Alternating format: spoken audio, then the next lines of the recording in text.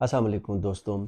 Series को आगे बढ़ाते हैं। आज हम बात करते हैं टाइप 2 की, जैसे कि डायबिटीज़ के ऊपर हम बात कर रहे हैं। तो टाइप 2 डायबिटीज़ जो है, इसमें इंसान का जो लबलबा है, वो इंसुलिन पैदा करना कम करता है या जिस्म इंसुलिन को इस्तेमाल करते हुए गैर मौसर हो जाता है।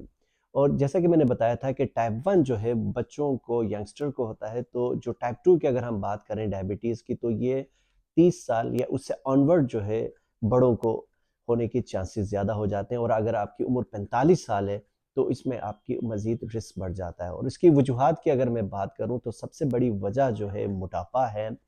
और उसके साथ साथ अगर खुदा न खास्ता किसी के फैमिली में शुगर है तो उनको भी ज़्यादा चांसेस होते हैं कि उनको ये टाइप 2 वाली डायबिटीज़ हो।